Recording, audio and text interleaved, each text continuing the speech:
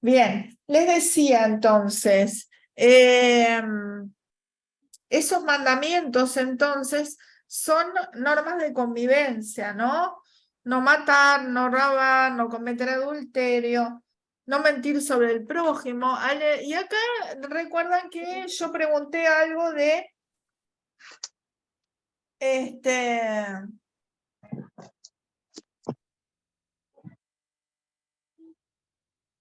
No, les pregunté de las parábolas. Les preguntaría a ustedes, ¿estos mandamientos son vigentes en el mundo actual? Algunos sí, Por ejemplo, pues el de no matar, como que la mayoría de las personas no lo hacen, siguen el ahí está, mandamiento. ahí está. ¿Y qué más? Lo que El de hablamos robar, hace un rato, lo que ¿Eh? hablamos hace un rato del día del descanso, por ejemplo. Sí, ¿qué más? Y algunos capaz que tienen que ver más con No algo robarás. ético o moral, como el respeto a los padres, y no tanto con cosas como tan extremas como no matar, como no... O sea, no que tienen como una penalidad legal hoy por hoy, sino que van más por el lado de lo ético y moral. Ahí está. Bien, también tal vez con el tiempo ha cambiado la forma de ver los mandamientos y ya no se siguen al pie de la letra. ahí está. ¿Qué mandamiento te parece que no se sigue o qué mandamiento te parece que pueda hoy día ser discutible? Y no todos respetan a los padres. Ahí Hoy en día. está, por ejemplo, Bueno, ¿qué sí. más? El del día que no se trabaja, pues hay personas que trabajan los domingos, los sábados, los feriados, todo. Ahí está, ¿qué más?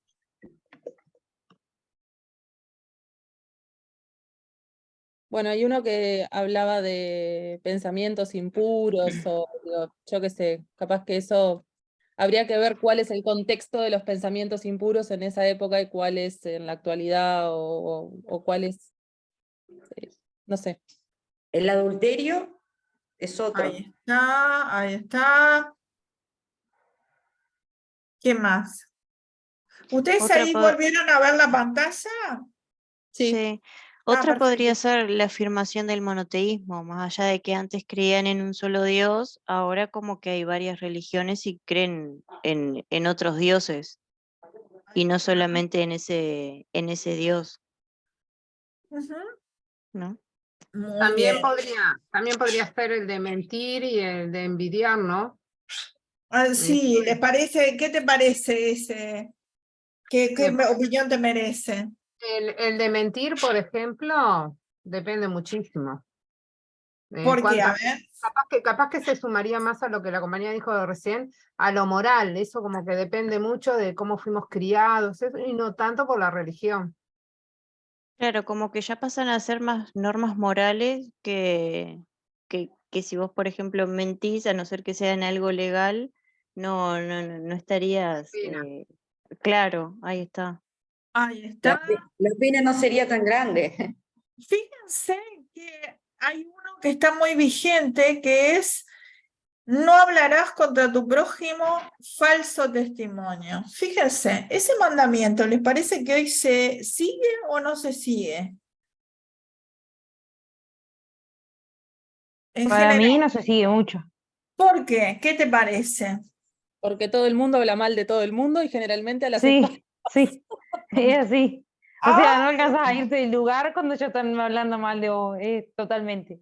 ahí está, ¿no? Es decir, Y, ¿cómo y esto? también se ve mucho en redes sociales, que ahora Exacto. se inventa o se dice una falacia sobre una persona y eso va creciendo, se va incrementando con más comentarios y termina siendo una mentira de algo que Está, no ¿no? es.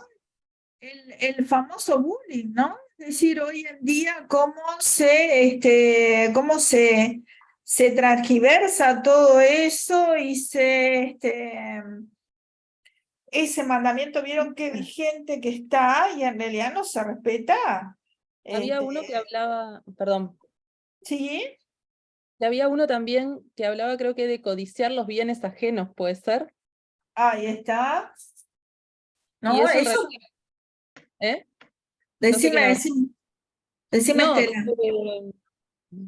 que en realidad, digo, hoy en día con el consumismo en el que estamos inmersos, es como que, no sé, sale X objeto y todos vamos corriendo y queremos lo mismo, y si un amigo lo tiene, qué bueno, yo quiero el mismo, y a veces es problemático limitar un poco esas cosas, ¿no?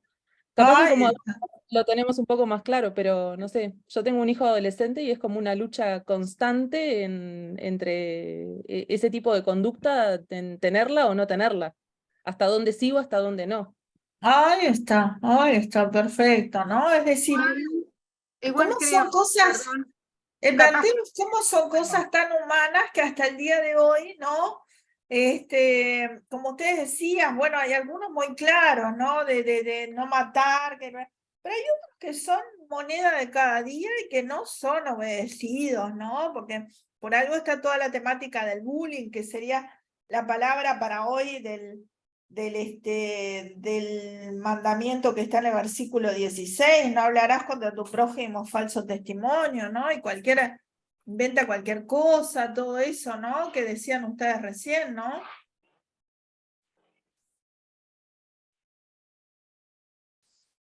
También está el que prohíbe la avaricia y bueno, y como de lo material así, que creo que hoy en día es lo que... Sí, después entra la avaricia, la gula, o sea, cosas que lo hemos no normalizado, pero naturalizado, Ojo que en que esa de época... la gula no habla acá, ¿eh? Ah, No, no, no. Acá, no, me refería a que se han normalizado cosas que en aquella época ujú. Claro. eran impensables hacerlas. Ahí está, pero no entreverá. Acá de la No, gula en ningún momento, ¿no? Dice, no matarás, no me cometerás adulterio, no hurtarás, no hablarás contra tu prójimo falso testimonio, no codiciarás. Acá más que nada habla de la envidia, lo que sería la envidia, ¿no? No codiciarás la casa de tu prójimo, ta. Es decir, son normas de convivencia, en definitiva, que estaban acá en lo que era la ley o la Torá, de la cual el Génesis forma parte, ¿no es cierto? El Génesis y justamente el Éxodo forman parte, junto con el Levítico, Números y Deuteronomio, de lo que es la Torá, que son esos 5 primeros libros del Antiguo Testamento que forman parte de la Torá. ¿Está? Esto por una parte. Ahora vamos un poquito a decir algo sobre la nueva alianza. ¿Cuál es la nueva alianza entonces? O sea, cuando llega Jesús de Nazaret al pueblo hebreo. Ahí está. Es cuando nace Jesús, ¿no es cierto? ¿Quién era Jesús? El Moisés. No, el Mesías, ¿no? El Mesías. El Mesías.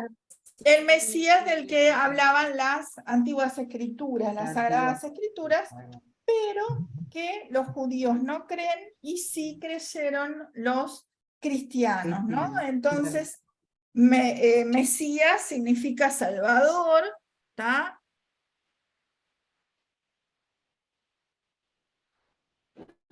Y los cristianos creyeron en él y sin embargo los Judíos no. ahí está, la parte de los hebreos que ahora llamaríamos judíos fueron los que no creyeron, no. todavía aún lo siguen esperando. No se En este olviden. nuevo pacto, ay, perdón, es- profesora, que la corté. Sí, disculpa, Diana, decime, ¿qué Que en querías este agregar? nuevo, que entre el entre el Nuevo Testamento y el Antiguo Testamento, en el anterior solamente estaba creado para los hebreos y en el Nuevo Testamento es para cristianos y hebreos. Está muy bien, ¿está?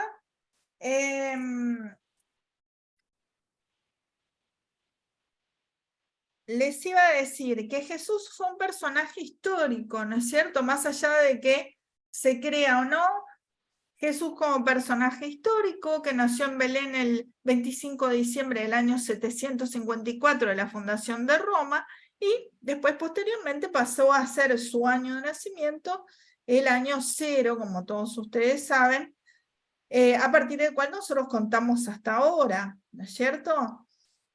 Hay un pasaje importante de lo que es esta nueva alianza. La nueva alianza la viene, ¿quién me dice qué es la nueva alianza? A ver.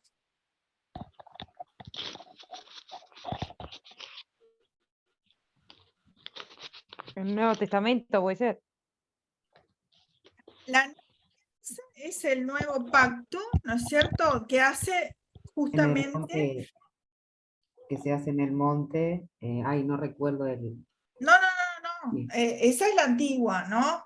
Antigua. El Nuevo Testamento, Nueva Alianza, es la que vino a sellar Jesús con su muerte y su resurrección como enviado de Dios y Dios con toda la humanidad. ¿Está?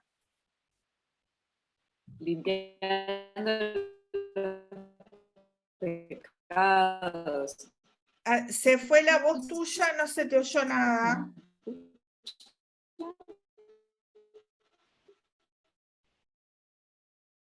Puede ser que son el conjunto de libros que hablan de la vida de Jesús y de sus enseñanzas.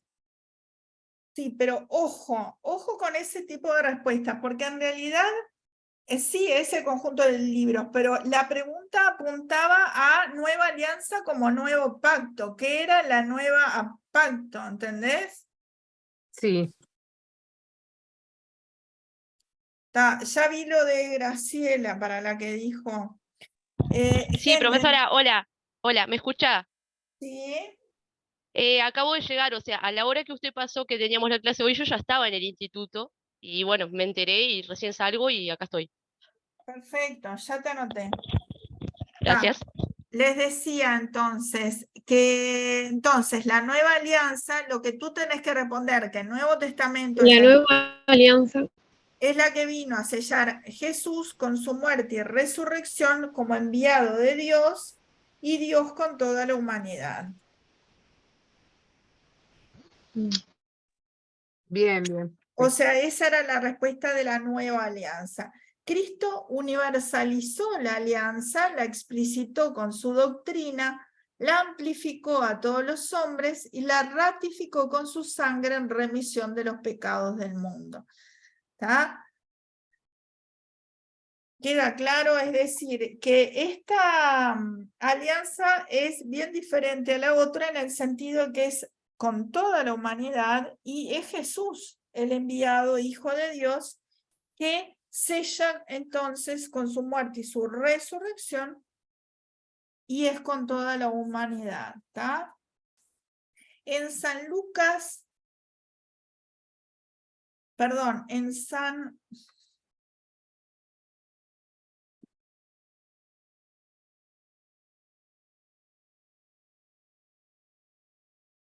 Esta parte yo no la tengo ahí en el repartido, pero es interesante de ver.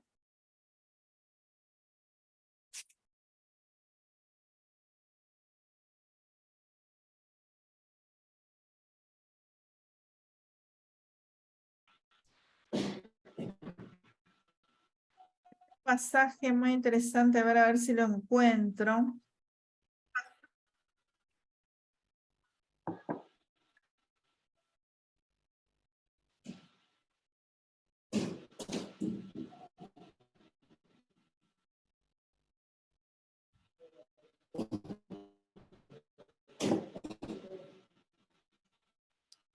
Es en San Juan 20, fíjense, acá tenemos en San Juan 20, tenemos el ejemplo del creyente y el que no lo es. Cuando, fíjense, es el momento de resurrección, ¿no? ¿Alguien se anima a leerlo? ¿Alguien lo tiene por ahí? San Juan capítulo 20.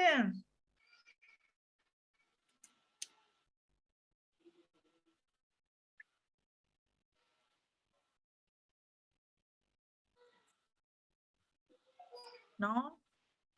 Bueno, fíjense, el primer día de la semana María Magdalena vino a la mañana, siendo aún oscuro al sepulcro, y vio la piedra quitada del sepulcro.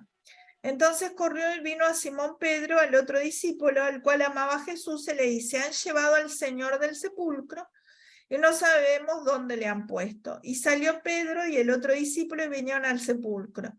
Y corrían los dos juntos, mas el otro discípulo corrió más presto que Pedro y llegó primero al sepulcro. Y bajándose a mirar, vio los lienzos echados, mas no entró. Llegó luego Simón Pedro, siguiéndole, y entró en el sepulcro y vio los lienzos echados.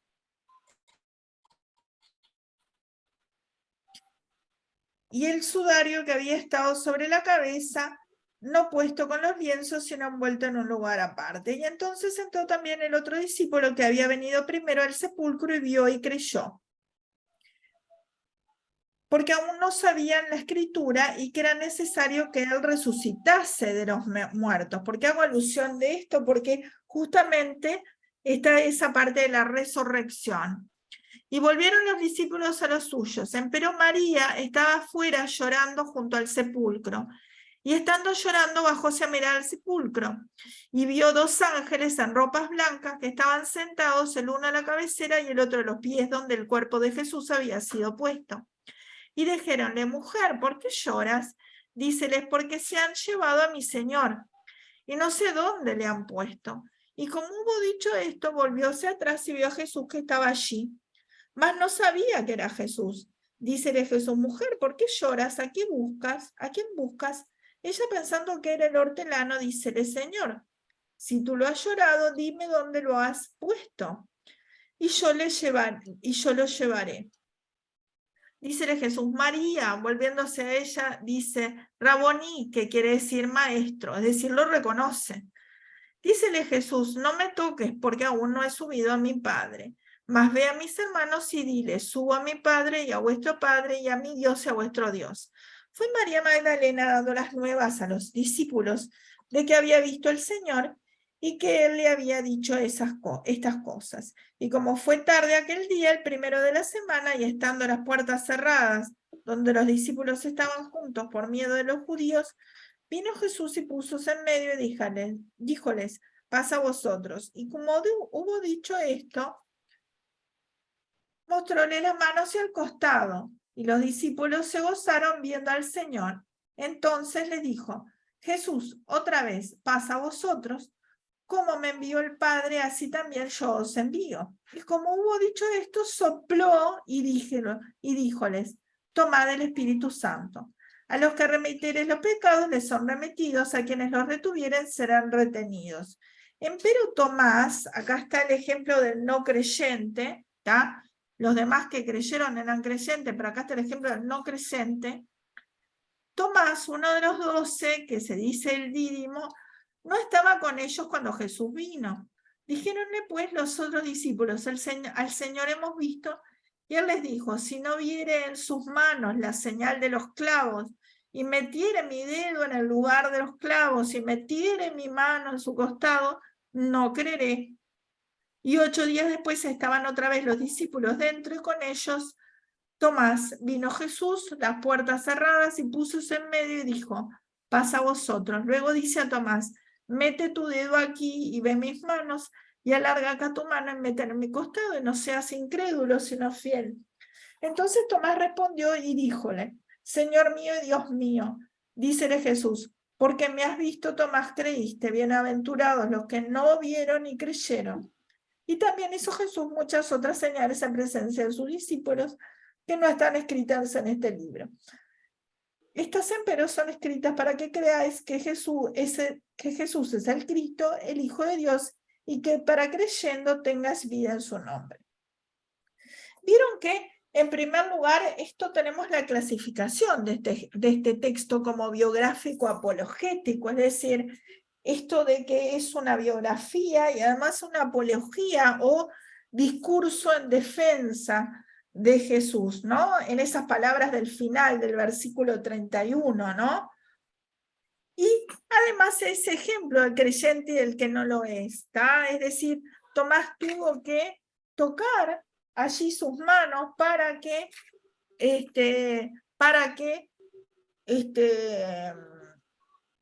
meter sus dedos en las manos de él para ver si era donde le metieron los clavos. Sin embargo, los demás sí creyeron.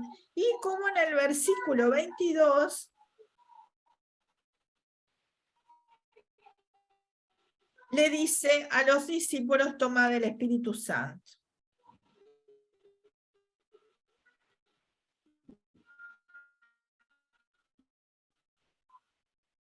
Esto entonces lo dice, fíjense, vuelvo a leer esa parte, dice: sopló y dijo: tomad el Espíritu Santo. Es decir, ese soplo divino es lo que les da el Espíritu Santo.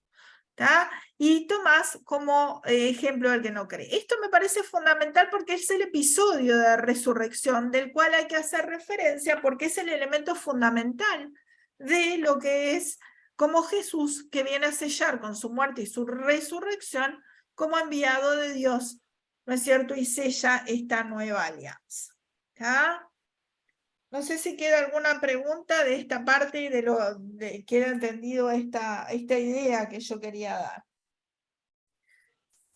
No sé si queda alguna pregunta. Después teníamos la pregunta 4, que era leer San Lucas 15, las parábolas de la misericordia, y discutir entre ustedes la validez de las parábolas dentro del mundo actual. Esa discusión se dio no tanto como yo quería, porque la idea era de ver qué validez tenía el mundo actual. Algunas me la resumieron, otros dijeron algo. ¿Qué les parece para traer este tema entonces de vuelta a la respuesta de la pregunta 4? ¿Cuál sería la validez para ustedes en este sentido de las parábolas de la misericordia? Para mí una de las cosas, no sé si está bien, pero el significado que yo le encontré fue como la importancia a veces de dar segundas oportunidades, ¿no? Que por más que una persona se pierda o se desvíe de lo correcto en un determinado momento, es importante como estar abierto a que esa persona pueda volver o reinsertarse y no por eso prejuzgarla ya de antes. Ahí está, muy bien. ¿Qué más? A mí, por ejemplo, lo que una parte está observando eso, es que también estoy de acuerdo con la compañera, y sumarle que también todos juntos como que hacemos más fuerza a veces cuando queremos algo, ¿no? Nos podemos defender si estamos juntos y si no estamos todos por todos lados. Por eso capaz que es importante también que en un grupo, como decía lo de la oveja cuando se iba sola, que estén todas juntas, ¿sí? Que si alguien se va, no lo había pensado por lo de la segunda oportunidad, pero buenísimo, es importante estar juntos y valorar ese estar juntos. Bien, ¿qué otra opinión les merece?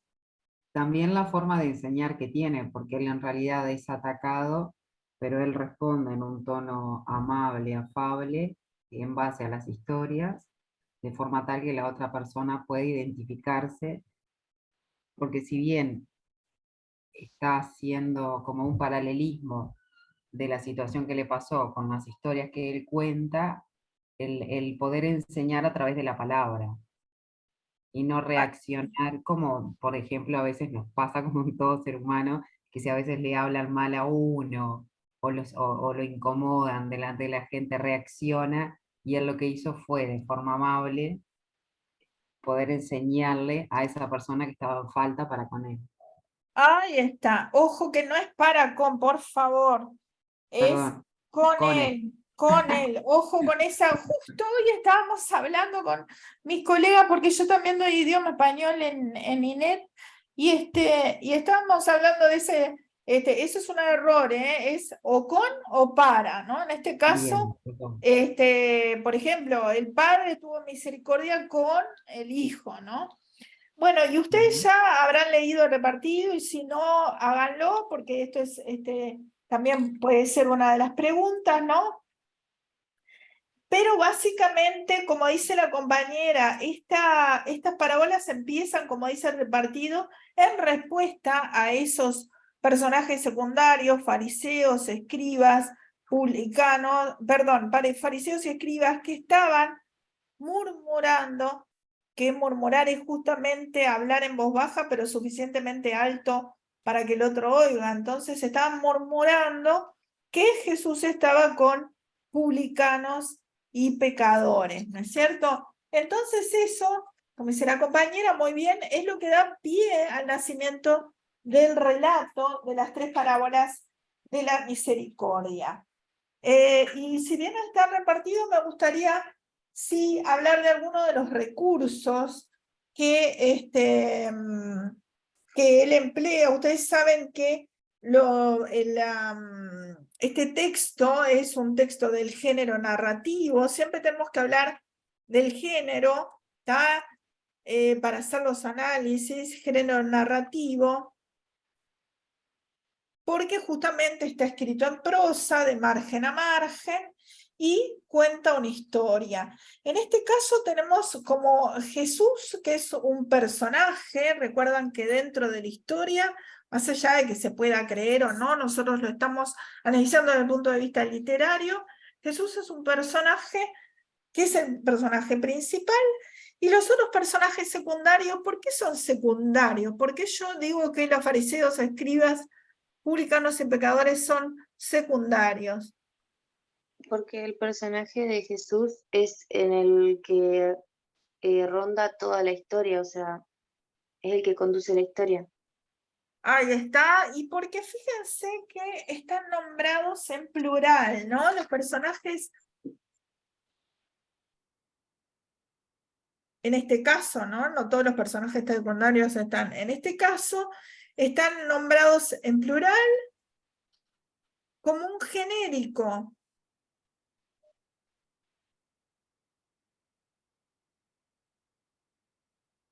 ¿Tá? No importa ninguno de ellos, no es el fariseo tal, el escriba tal, sino se dan pie a los otros, pero ellos no son importantes en sí, sino el hecho de alguna manera disparar el relato, pero no son los importantes en sí, ¿tá? Y no aparecen además, no aparecen en el resto del relato.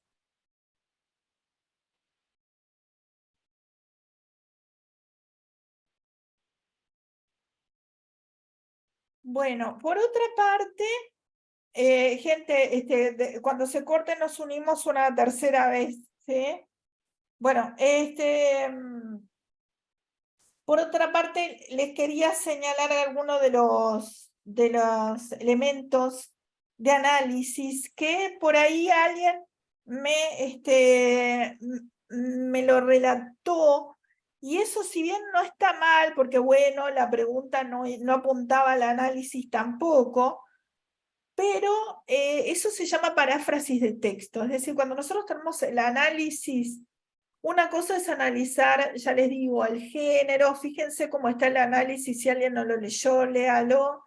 Es decir, una cosa es analizar el género, bueno, dónde está ubicado en la Biblia, vieron que es parte de los evangelios, decir que el evangelio significa en su origen recompensa por una nueva noticia, y posteriormente pasó a ser la noticia en sí misma, y la noticia era que había llegado el Mesías Salvador del que hablaban las antiguas escrituras, y que era Cristo. Hablar del género literario, que es género narrativo, hablar de quién lo escribió, que es Lucas, nacido en Antioquía, médico, ¿no es cierto? Es decir esos aspectos, pero no es análisis si nosotros reproducimos el relato parafraseándolo, es decir, repitiéndolo en nuestras palabras. ¿Entiende la diferencia de la paráfrasis a de lo que es un análisis?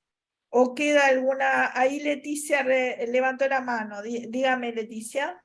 Sí, lo que yo quería decir también es la presencia de figuras literarias, sí, dentro de Ahí de lo está. que es la Biblia, ¿no?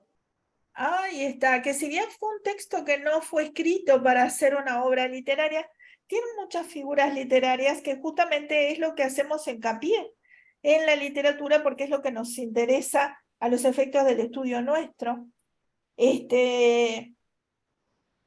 Bien, aquello de que el título fue escrito posteriormente con el fin de guiar al lector. Lucía, ¿qué dice?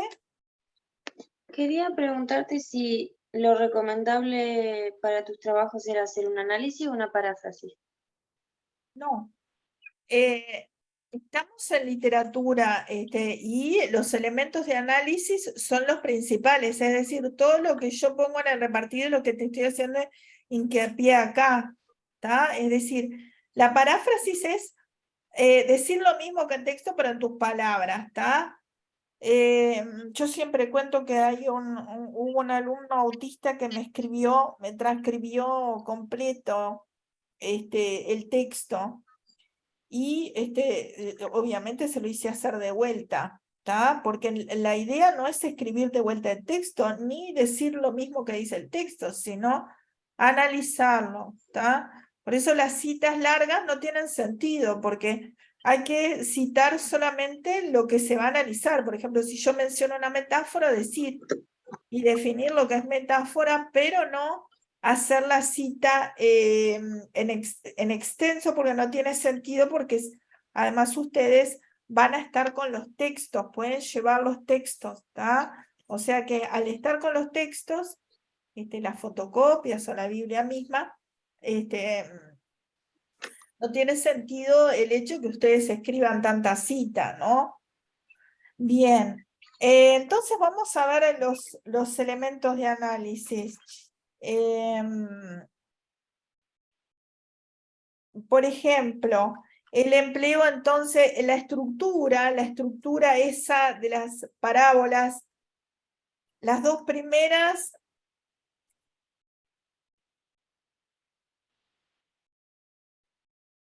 ¿alguien se acuerda cuál es la estructura? Es pérdida, búsqueda, Y encuentro. Y encuentro. encuentro y alegría por el encuentro.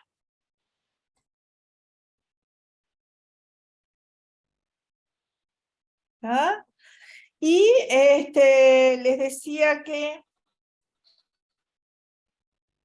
la primera parábola empieza con ese enunciado interrogativo que se refiere a un oficio común de la época, ¿no? Es una pregunta retórica que en este caso es para reflexionar, es decir, para introducir ese tema, ¿no? Que todo el mundo iría a buscar ese animal, ¿no? ¿Quién de vosotros, ¿no? Habiendo perdido una oveja, no va hacia el desierto? Es decir, es una pregunta para comenzar el texto y para hacer reflexionar sobre el mismo. ¿Ya? Voy a marcar, gente, solo los aspectos más importantes, porque la idea era llegar a Salmos, que no creo que me dé. Pero la idea era también, además de corregir lo que dimos en el foro, era llegar a Salmos, pero vamos a ver lo que nos da. Les quería entonces hacer hincapié en los recursos, ¿no? Así que esa pregunta retórica que da entonces nacimiento, ¿no? A ese relato, ¿tá? Que está en el versículo 4. ¿Qué hombre de vosotros, teniendo 100 ovejas, no va hasta el desierto y busca hasta encontrarla? Es decir, la idea de que todos irían a buscarla, ¿tá? Y luego el segundo relato también empieza de la misma forma. ¿Por qué el relato es un relato para uno que habla de un pastor y otro de una ama de casa. ¿Qué les parece? Que eran personajes de ese momento, o sea, en el momento en el que vivía Jesús, y al relatarlo explicando un personaje que se podían sentir identificadas las personas, ellos podían comprender mejor esa idea.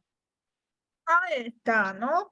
Eran digamos, gente de la época, oficio de pastor de la época, que si bien no todo el mundo era pastor, pero sí sabían lo que era el oficio, lo mismo la ama de casa.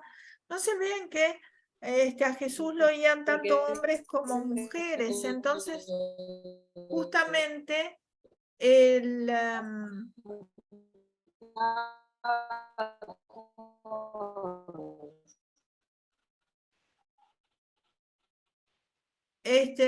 justamente silencien los micrófonos, a ver si yo lo puedo silenciar de acá, no sé quién era.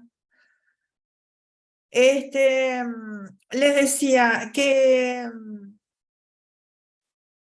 no se olviden que no solo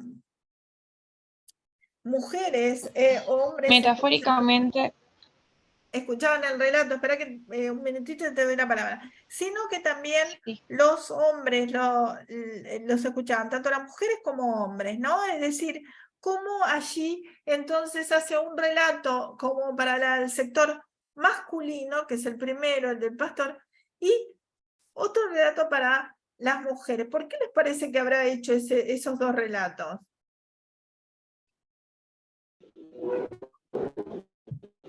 Como inclusión, de que hablaba tanto para los hombres como para las mujeres. Ahí está, como forma de justamente, hoy hasta hay una palabra, pero antes no era tan fácil de justamente... Porque se quería acercar a todos.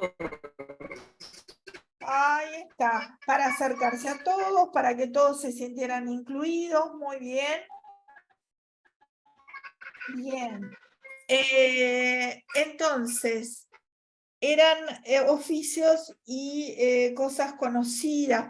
No se olviden que la palabra parábola viene de parabolé, que significa semejanza. Son relatos sencillos que por medio de la semejanza busca dejar una enseñanza. Es decir, esa enseñanza entonces es a través de estos relatos a partir de semejanzas, ¿no? Son relatos sencillos, vieron que las palabras son totalmente sencillas, para que todo el mundo entendiera, ¿está?